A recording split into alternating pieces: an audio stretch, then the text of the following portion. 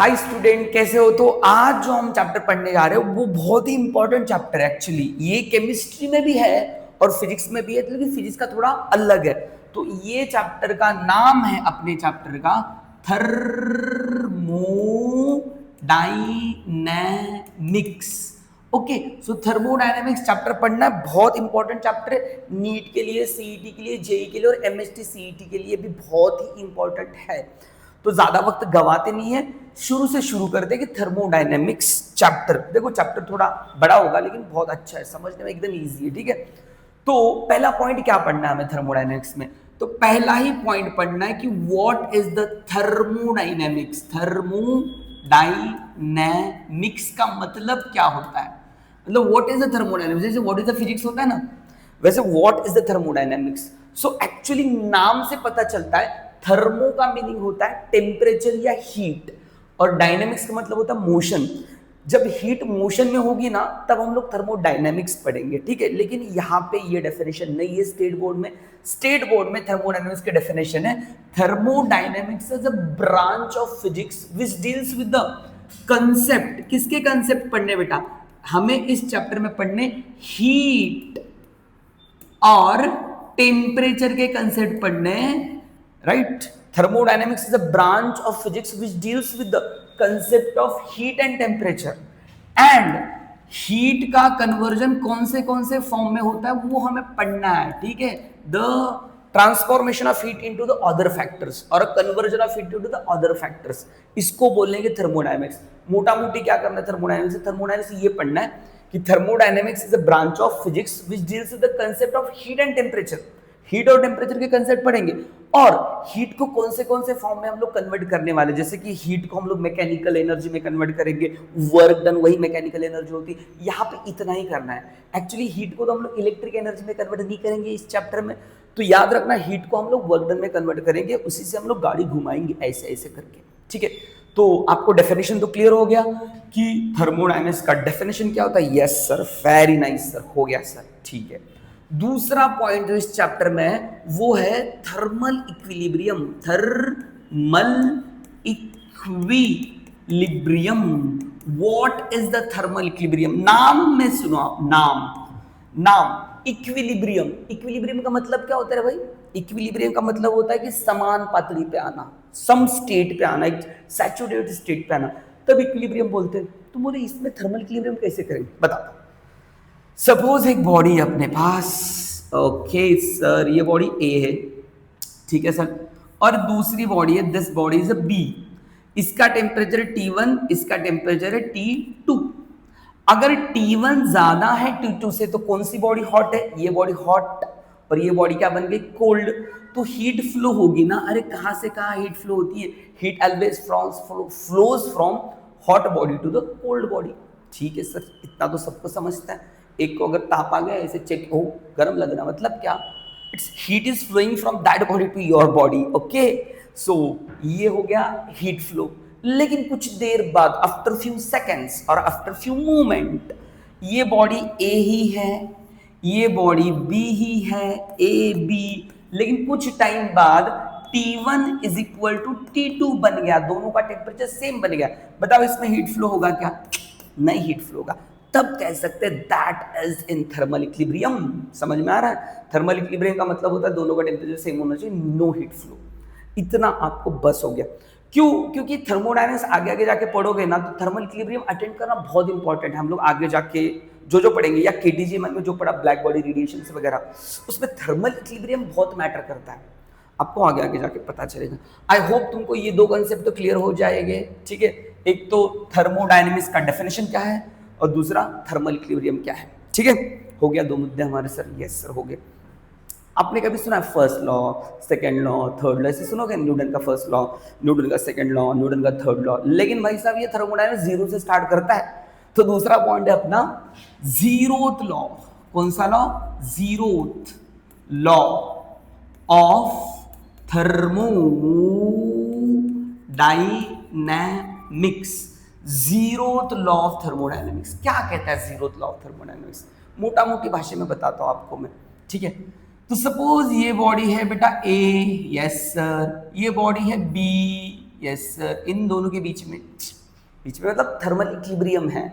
Like the body A is in thermal equilibrium with B, इसका मतलब B भी ए के साथ थर्मल इक्विलिब्रियम में है। ठीक है सर, कुछ दिक्कत तो नहीं है। लेकिन इनके लाइफ में तीसरी बॉडी आ गई भाई साहब, ये बहुत बेकार होती चीज, राइट। तीसरी बॉडी आ गई और ए और बी दोनों मिलके सी के साथ थर्मल इक्विलिब्रियम में है, राइट। ए और बी दोनों मिलके सी के साथ थर्मल इक्विलिब्रियम में है। इसका मतलब क्या हुआ कि ये तीनों आपस में थर्मल इक्विलिब्रियम में है। That is the zeroth law of thermodynamics. कुछ भी रॉकेट साइंस नहीं इसमें। Like A and B are in thermal equilibrium with each other and A and B both are thermal equilibrium with the third system, then all three system are in thermal equilibrium with each other.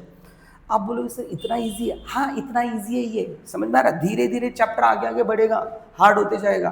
पहले कुछ hard नहीं है, धीरे धीरे बढ़ेगा ये आगे।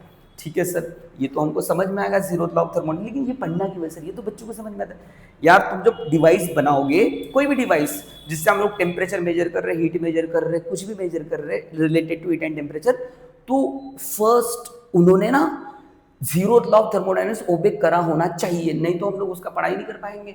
इसलिए तो जीरोथ लॉ ऑफ थर्मोडायनेमिक्स है। यस सर, समझ में आ गया sir zeroth law of thermodynamics. तो 3 कंसेप्ट हो गए अपने। ठीक है सर, ओके। फोर्थ जो कंसेप्ट है वो बहुत ही इंपॉर्टेंट है, बहुत important. That is what? Internal energy. सुना होगा आपने कभी तो केमिस्ट्री में, इंटरनल एनर्जी। क्या होती है इंटरनल एनर्जी? यस सर, ये बहुत इंपॉर्टेंट है सर। हम लोग चेंज इन इंटरनल एनर्जी लेते हैं, हर टाइम लोग डेल्टा यू। डेल्टा यू मतलब चेंज इन इंटरनल एनर्जी। क्या होता है इंटरनल एनर्जी? तो बताता हूँ, ध्यान देना। सपोज हमने एक बीकर लिया, ठीक है सर, कुछ दिक्कत तो है नहीं वैसे तो। इसमें हमने एक पिस्टन लगाया, पिस्टन लगाना बहुत जरूरी है भाई साहब, ठीक है। और इसमें लिक्विड डाल दिया, खट खट खट खट खट खट खट खट खट खट खट, गैस डालो, लिक्विड डालो, जो डालना है वो डाल दो इसके अंदर। हमने इसके अंदर डाल दिया, ठीक है सर, डाल दिया। अब क्या करो, इसको हीट दे दो, ठीक है। हीट, क्यों हीट? हम लोग क्यों मतलब हीट बोलते हैं, ठीक है। आगे आगे जगह पता चलेगा आपको। जैसे ही मैं हीट दूंगा, कम हीट दे दिया, भड़क देश में हीट दे ना, कम हीट देनी। हीट दिया आपने तो क्या होगा अंदर? अंदर तो पहले मॉलिक्यूल हीट लेंगे, फिर ऐसे थोड़े थोड़े थोड़े थोड़े वाइब्रेट करेंगे, फिर जैसे हीट ज्यादा मिलेगी तो ज्यादा वाइब्रेट करेंगे। याद रखना है इस चीज में, पिस्टन ऊपर नहीं जाना चाहिए, because there should not be change in volume, okay. तो इसकी रैंडमनेस बढ़ेगी, रैंडमनेस मैक्सिमम बढ़नी चाहिए, वो उसकी है इंटरनल एनर्जी। हाँ, पिस्टन ऊपर गया तो फिर वर्क डन हो रहा है भाई, वर्क डन नहीं करना है अपने को। अपने को क्या करना है? इतनी हीट देनी कि वो रैंडमनेस बढ़े, ऊपर ना जाए। समझ में आ रहा है? ठीक है। तो what is the internal energy? Actually internal energy is the measure of randomness. Randomness किसकी? मॉलिक्यूल की, और डिसऑर्डर्ड मोशन ऑफ मॉलिक्यूल। अब रैंडमनेस बढ़ने से क्या बढ़ेगा सर? रैंडमनेस बढ़ने से बढ़ेगा उसका काइनेटिक एनर्जी। तुम बोले यस सर, काइनेटिक तो एनर्जी बढ़ेगा, रैंडमनेस से तो काइनेटिक एनर्जी है। काइनेटिक एनर्जी बढ़ने से क्या बढ़ेगा? तो काइनेटिक एनर्जी बढ़ने से बढ़ेगा उसका टेम्परेचर। केटीजी में पढ़ चुके आप। काइनेटिक एनर्जी बढ़ने से क्या बढ़ेगा? इसका टेम्परेचर। अगर टेम्परेचर बढ़ गया तो बढ़ेगी भाई इंटरनल एनर्जी। क्या बढ़ेगी? Internal energy. और दुनिया में बेसिक फॉर्मूला बता रहा हूं, बेसिक फॉर्मूला इंटरनल एनर्जी निकालने का एक ही है। That formula is delta U is equal to CV delta T. Delta U मतलब चेंज इन इंटरनल एनर्जी, सही है सर। सीवी, सीवी मतलब specific heat capacity at constant volume. Volume क्यों? क्योंकि ये पिस्टन ऊपर नहीं जाना चाहिए, मैंने कहा था ना आपको, वॉल्यूम नहीं बढ़ने देना अपने को, बस रैंडमनेस बढ़ाना, वही उसकी एनर्जी है। That is what internal energy. और ये बेसिक फॉर्मूला इंटरनल एनर्जी निकालने का। Are you clear with this 4 concept? कौन सी कंसेप्ट सर? थर्मोडायनेमिक्स की डेफिनेशन एकदम क्लियर है सर। थर्मल इक्विलिब्रियम कुछ नहीं, रॉकेट साइंस सिंपल है। जीरो, अरे ये तो बचपन में पढ़ते थे हम लोग सर, प्यार वाली स्टोरी। और इंटरनल एनर्जी, इंटरनल एनर्जी बड़ी इंपॉर्टेंट है। Internal energy measure the randomness, बस वॉल्यूम नहीं बढ़ने देना, इतना आपको ध्यान रखना है। यस सर, हो गया सर। आगे चलो, आगे भी जाते हैं हम लोग। स्विच करता हूं, ये जूम नेक्स्ट पेज। अब क्या कि थर्मोडायनेमिक्स में सबसे बड़ा इंपॉर्टेंट चीज क्या होता है पता है आपको? सिस्टम। अब सपोज आप ठंडी, बहुत अच्छी गुलाबी टाइप ऑफ ठंडी पड़ी हुई है, और आपने चाय का मतलब चाय का कप लिया। अब वो चाय जो है वो सिस्टम है, वो क्या करेगी, हीट एक्सचेंज करेगी किसके साथ, सराउंडिंग के साथ। तो हमें यही पढ़ना है कि what is the thermodynamic system. तो हमें पहले पढ़ना है सिस्टम। ये पहले सिस्टम ले लेते, कुछ भी एक सिस्टम। ये अमीबा नहीं है, पहली बात बता रहा हूँ, this is not the amoeba, okay. तो ये है हमारी भाई साहब सिस्टम, मतलब कुछ भी ले लो, चाय, गर्म पानी, कुछ भी सिस्टम है वो, ठीक है। और ये जो काली काली दिख रही दैट इज बाउंड्री, और इसको सिस्टम को छोड़ के जो भी है दैट इज व्हाट, सराउंडिंग। इसको क्या बोलेंगे, सराउंडिंग। इसको और एक नाम है इन्वायरमेंट करके भी नाम है, इन्वायरमेंट। तो ये बाउंड्री है, ये सिस्टम है, और ये सराउंडिंग है। डेफिनेशन क्या है, डेफिनेशन यही चतुर रामलिंगम। डेफिनेशन क्या है, तो पहले तो डेफिनेशन होनी चाहिए सिस्टम की। व्हाट इज द सिस्टम, मैं बताऊंगा सिस्टम मतलब क्या। सिस्टम तुमको फाड़ना नहीं है भाई साहब, सिस्टम को पढ़ना है, फाड़ना नहीं है।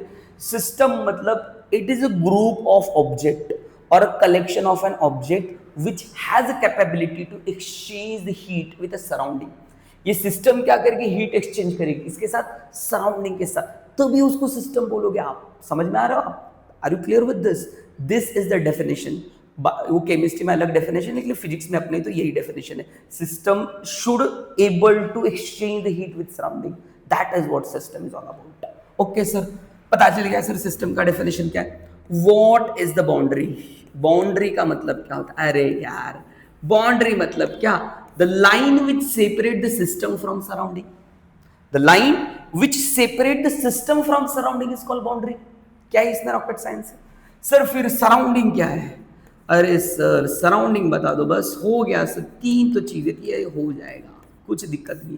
What is the surrounding, surrounding मतलब anything which is not included in the system is surrounding, right. Are you clear with this, system, boundary और सराउंडिंग। यस सर, ये तो परफेक्ट हो गया सर। ओके, कितने टाइप के सिस्टम होते हैं सर, यार तीन टाइप के सिस्टम होते हैं। कास्ट सिस्टम जैसे होती है, ये भी सिस्टम ऐसी होती है। पहला system open system, yes sir. दूसरा सिस्टम क्लोज्ड सिस्टम, और तीसरा सिस्टम आइसोलेटेड सिस्टम। सिस्टम फाड़ देंगे भवंडर तारा भाई जोगंदर, ठीक है। ओके, ज्यादा सीरियस मत लो, ऐसे बता दिया मैंने। व्हाट इज द सिस्टम, और सर ओपन सिस्टम मतलब क्या। सपोज आप एक कंटेनर लिए हो, कंटेनर में एक लिक्विड भरे हो, ऊपर कुछ भी ढका नहीं इस पे, और नीचे से आपने हीट दे दिया भाई साहब, जुक जुक जुक जुक। अब इस केस में क्या होगा, इस केस में आप ऐसे ऊपर हाथ करोगे तो अरे गर्म लग रहा, मतलब एनर्जी एक्सचेंज हो रही। यस सर, एनर्जी तो एक्सचेंज हो रही। ऊपर हाथ लगा, अरे पानी लग रहा है इसको, अरे बाप रे, मतलब मैटर भी एक्सचेंज हो रहा, राइट। आपका हाथ तो सराउंडिंग में। तो open system is a system which exchange the energy as well as matter with the surrounding, that is called as the open system. What is the close system, इसी को ढक दो भाई साहब, झुक करके अंदर पानी क्या लगाना है आपको, मटान पेटान सब लगा दो, इधर से हीट दे दो ऐसे करके, ठीक है। अब ऊपर हाथ लगाओ, गर्म हो रहा है, यस सर गर्म तो हो रहा सर, ऊपर तो गर्म है, ठीक है। मतलब एनर्जी एक्सचेंज हो रही है सर, यस सर एक्सचेंज हो रही है। ऊपर पानी लगा आपके हाथ, नहीं सर कैसे लगेगा, ढका हुआ है, मतलब मैटर एक्सचेंज नहीं हो रहा है साहब, matter is not going to exchange, that is the close system. The closed system is a system which exchanges the energy but not the matter। और लास्ट आता है बेटा अपना ये बॉटल, ये बॉटल मतलब किंगफिशर का बॉटल नहीं है भाई साहब, ये है थर्मास का बॉटल जिसमें चाय रखते हैं। इस उम्र में तो चाय पियोगे और क्या ही पी लोगे तुम लोग, ठीक है सर, कुछ दिक्कत नहीं है। इसको के नाम देते हैं, अब के ऐसे ही दिया मैंने, नहीं तो किंगफिशर बोल दोगे, नहीं ऐसे ही नाम दिया। अब मुझे बताओ इसके अंदर मैंने जो गर्म चीज रखी है, गरम गरम बोल रहा हूँ मैं, ठीक है गरम, इसके अंदर जो गरम चीज रखी है उसको बाहर से हाथ लगाओ, गर्म लगेगी, नहीं सर। एनर्जी एक्सचेंज हो रही है क्या, नहीं सर। हाथ अंदर तुमको गिला लगेगा कुछ, बाहर नहीं ना, तो मैटर भी एक्सचेंज नहीं हो रहा सर, इसी को तो बोलेगा isolated system. So open system में energy exchange, matter exchange, close system में energy exchange but matter does not exchange, isolated system में neither energy nor matter exchange. Are you clear with this, I hope clear हो गया आप, ठीक। आज हमें thermodynamics का नेक्स्ट एपिसोड पढ़ना है, that is what first law of thermodynamics, that is very important. Okay, ये बेस है चैप्टर का, यही बेस है। जीरो लॉ पढ़ लिया ना, पढ़ लिया sir. First law of thermodynamics, first law of thermodynamics क्या कहता है? तो फर्स्ट लॉ ऑफ थर्मोडायनेमिक्स के लिए हम लोग क्या करेंगे, एक सिलेंडर लेंगे, वो तो अपने को पता ही है। सपोज एक सिलेंडर लिया मैंने, जुप जुप जुप, ठीक है सर, ले लिया सिलेंडर, ओके सर, हो गया सिलेंडर ले लिया। इसको ना एक पिस्टन लगाते हैं, ऐसे पिस्टन, यस सर, पिस्टन लगा देंगे। पिस्टन लगाना बहुत इंपॉर्टेंट है सर, बहुत ही इंपॉर्टेंट है पिस्टन लगाना, यस सर। तो ये पिस्टन लगा दिया आपने, ठीक है सर। अब इसके अंदर वर्किंग सब्सटेंस डाल दो। वर्किंग सब्सटेंस मतलब क्या, जो डालना है वो डाल दो यार, गैस डाल दो, पानी डाल दो, दवा डाल दो, क्या डालना है वो डाल दो, that is working substance, that is your system. और नीचे से ना हीट दे दो। अब नीचे से हीट देना जरूरी है भाई साहब, अगर हीट नहीं दोगे तो फिर क्या ही मतलब थर्मोडायनेमिक्स पढ़ लोगे। सो नीचे से हम लोग हीट दे रहे। अब क्या हो रहा है हीट देने के बाद, ये बहुत इंपॉर्टेंट है। हीट मैंने क्यू दे दी, क्यू मतलब the amount of heat, amount of heat given to system, right? Q मतलब क्या, amount of heat given to the system। System को जो हीट दी उसको Q बोलेंगे। अब जो मैंने हीट दिया है वो क्या करेगा, जब हीट मिलेगा अंदर के मॉलिक्यूल को, लिक्विड मॉलिक्यूल को, तो उनकी रैंडमनेस बढ़ना स्टार्ट हो जाएगा। अरे लास्ट लेक्चर में हमने पढ़ा था रैंडमनेस का मेजर क्या होता है, इंटरनल एनर्जी, मतलब उसकी इंटरनल एनर्जी बढ़ना स्टार्ट हो जाएगा। तो डेल्टा यू मतलब क्या, आपको तो पता है, डेल्टा यू मतलब चेंज इन इंटरनल एनर्जी, समझ में आ रहा है? डेल्टा यू मतलब change in internal energy. Sir सही हो गया, तो आपने तो वही बता दिया जो पहले बताया था। नहीं, आगे बढ़ो। तो हमने Q नाम की हीट दे दी, उसकी वजह से रैंडमनेस बढ़ी। रैंडमनेस बढ़ी मतलब चेंज इन इंटरनल एनर्जी बढ़ी। अगर हम लोग और हीट देते, पूरी इंटरनल एनर्जी बढ़ चुकी है, और हीट देते तो ये पिस्टन क्या हो जाएगा, मूव हो जाएगा, इधर से इधर आ जाएगा, cut cut cut cut cut करते, मतलब ऊपर की तरफ इसको फोर्स लग रहा, मतलब यहाँ पे हो रहा बेटा वर्क डन। क्या हो रहा, वर्क डन। अगर पिस्टन ऊपर चला गया that will be converted into work done, क्योंकि force into displacement is work done ना। तो हमें फर्स्ट लॉ ऑफ थर्मोडायनेमिक्स मिल गया। W मतलब क्या, work done by the system और work done on the system, कुछ भी ले लो यार, work done by the system और ऑन द सिस्टम आपके हिसाब से, कंपैरेशन या एक्सपेंशन वो आपके हिसाब से। सर फिर क्या हुआ, थर्मोडायनेमिक्स का फर्स्ट लॉ क्या कहता है कि द अमाउंट ऑफ हीट, क्यों मतलब क्या, amount of heat given to the system, जो आपने हीट दिया है सिस्टम को, that is the summation of, summation मतलब addition, change in internal energy and work done by the system, that is the first law of thermodynamics. Are you clear with this first law of thermodynamics? Very important first law of thermodynamics. The amount of heat given to the system, जितना heat आपने system को दिया, पहले वो क्या करेगा, randomness बढ़ेगा। Randomness बढ़ा मतलब इंटरनल एनर्जी बढ़ा। इंटरनल एनर्जी बढ़ने के बाद वो ऊपर जाएगा, मतलब क्या हो गया, वर्क डन हो गया। क्या हो गया, work done. So the amount of heat given to the system is the summation of change in internal energy and work done by the system. Are you clear with this? This is the first law of thermodynamics which is very important. Yes sir, ये तो पता ही चल गया है sir. अब sir मुझे ना दिक्कत काहे नहीं है, मुझे क्यों मतलब हीट जो मैंने दिया वो तो मुझे पता होना चाहिए सर। चेंज इन एनर्जी ये तो मैं निकाल सकता सर, तुमने तो फॉर्मूला दिया था CV डेल्टा टी करके, हो सकता है सर निकाल लूंगा मैं। सर वर्क डन कैसे निकालने का, चलो निकाल लेते वर्क डन। सो नेक्स्ट हमारा जो पॉइंट होगा वो होगा work done, work done in thermodynamics, work done in thermodynamics कैसे निकालने का work done in thermodynamics. Simple सी बात करता हूँ, पहले तो एक सिलेंडर ले लो, अरे ऐसे लेता अभी, ठीक है कुछ दिक्कत नहीं है वैसे भी आपको, चलो उभास ले लेता, इसको क्या है आड़वा ले लो, ठीक है उभा ले लिया मैंने, ऐसे एक सिलेंडर ले लिया, कुछ दिक्कत है नहीं सर, सिलेंडर मतलब कंटेनर, और उसको पिस्टन लगाया सर, यस सर पिस्टन तो लगाना पड़ेगा, यस सर पिस्टन लगाया। अब देखो ये जो सिलेंडर है उसका एरिया ए है, राइट, तो इनिशियली इसके अंदर मैंने क्या रखा है, इसके अंदर इनिशियली मैंने रखा है वर्किंग सब्सटेंस मतलब सिस्टम, तो इसका इनिशियल वॉल्यूम जो है that is what V1 is the initial volume.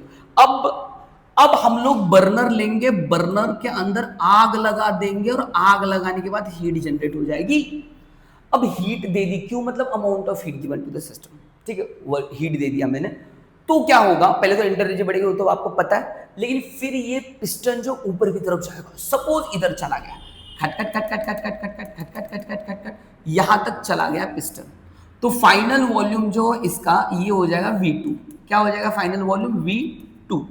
तो आपको ब्लाबला लिखना है, क्या लिखना है? V1 मतलब क्या? Initial volume. V2 मतलब क्या? Final volume. A मतलब क्या? चेंज इन एरिया, मतलब sorry area of cross section, वो तो कांस्टेंट रहेगा। ये ब्ला ब्ला ब्ला ब्ला कंटेनर वगैरह लिख दो। अब मुझे निकालना work done. Work done, work done by the gas और a system, work done by the system. अब ये एक्सपेंशन होता है बाय द सिस्टम और गैस। वर्क डन का सिंपल फॉर्मूला क्या होता है? वर्क डन का फॉर्मूला होता है dW is equal to force into displacement.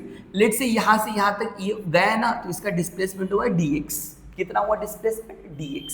So work done is equal to force into displacement, ये तो तुमको पता है। यस सर पता है। So dW small work done होता है dW, फोर्स का फॉर्मूला क्या था? फादर इज इक्वल टू क्या था? फादर इज इक्वल टू पा। Yes sir, pressure into area into क्या? dx। सर ये किधर से देखा सा लग रहा है सर? Yes sir. अब देखो सिलेंडर का एरिया तो कांस्टेंट है, cross section area, displacement dx मतलब इतना, that is what change in area ना, sorry that is change in volume ना। तो हम लोग ऐसे लिख सकते हैं dW is equal to P, तो वैसे लिखेंगे। A dx की जगह क्या लिख सकते हैं? dV। क्या लिख सकते हैं? dV। अगली स्टेप तो सबको पता है, क्या करना है? Integration on both side. Integration किया dW, इंटीग्रेशन किया P, और इसका सॉरी हाँ, इसका इंटीग्रेशन कहां से आएगा? V1 से लेकर V2 तक dV। ठीक है। सो dW का इंटीग्रेशन कितना आएगा भाई साहब? W। कितना आएगा? WP। dV का इंटीग्रेशन क्या आएगा? V आएगा, लेकिन V से लेकर V2 तक है, तो V2 माइनस V1। इसी को हम लोग बोलेंगे work done is equal to P delta V। That is the work done in thermodynamics. Are you clear with this? I hope आपको ये समझ में आया होगा। तो हमने 2 पॉइंट पढ़े अभी। एक तो फर्स्ट लॉ ऑफ थर्मोडायनेमिक्स पढ़ा है। First law of thermodynamics Q is equal to delta U plus W। Delta U कैसे निकलते पता है सर, लेकिन W कैसे निकलते ये सर बता दूंगा। ये क्या, ये पूरा मेथड हमने वर्क डन निकालने वाला बता दिया। ओके, अगर ये वीडियो आपको अच्छा लगा होगा तो आपके दोस्तों के साथ इसे शेयर कीजिएगा मैक्सिमम। ठीक है, चलो तो आज जो हमें पढ़ना है वो तो आपको ऑलरेडी बोर्ड पे दिख रहा है और बहुत इजी थियोरेटिकल पार्ट है थोड़ा, लेकिन समझाऊंगा, कुछ दिक्कत नहीं इसमें, कुछ रॉकेट साइंस भी नहीं, ये तो कंसेप्ट ही यार, मतलब बोर्ड में आते हैं इसलिए कंसेप्ट पढ़ा नहीं है। तो पहला कंसेप्ट हमको आज जो पढ़ना है वो है इंटेंसिव वेरिएबल्स, या इसको बोलते हैं इंटेंसिव प्रॉपर्टीज। केमिस्ट्री में पढ़ा होगा आपने। What is the intensive variables? Intensive variable मतलब ऐसे वेरिएबल कि जो सिस्टम के साइज पे डिपेंड नहीं करते। मतलब तो पहली तो चीज, इट डज नॉट डिपेंड्स नहीं करेगी किसके? Size of the system, right. Intensive variables are the variable which does not depend upon the size of the system. जो साइज सिस्टम की जो साइज उस पर डिपेंड नहीं करेगी। जैसे देख लो, अगर ये रूम पे प्रेशर है, जैसे दूसरा एग्जांपल दे तो आपने पानी ले लिया, पानी उनको गर्म कर दिया, पूरा उबाल दिया 100 डिग्री सेल्सियस। अब आधा पानी उसमें डाल दोगे तो वो 50 डिग्री सेल्सियस हो जाएगा क्या? नहीं, वो तो 100 डिग्री सेल्सियस ही रहेगा। समझ में आ रहा है? तो टेम्परेचर को आप डिवाइड नहीं कर सकते। ये रूम में टेम्परेचर है 45 डिग्री सेल्सियस, रूम को आधा कर दिया, आधा हो जाएगा क्या टेम्परेचर? नहीं ना। ऐसे करके 0 डिग्री सेल्सियस करके लोग सो जाते हैं ना, फिर एसी की जरूरत ही नहीं थी, राइट। 36 से आधा कर दो 18। मतलब वो temperature does not depend upon the size of the system. For example pressure अगर आधा करूँ तो प्रेशर आधा थोड़ी हो जाएगा।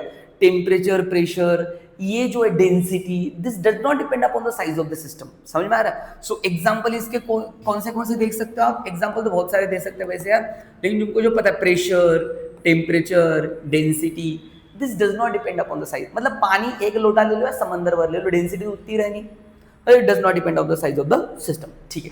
इसका उल्टा एक्सटेंसिव प्रॉपर्टी होता है। एक्सटेंसिव प्रॉपर्टी मतलब प्रॉपर्टी डज डिपेंड,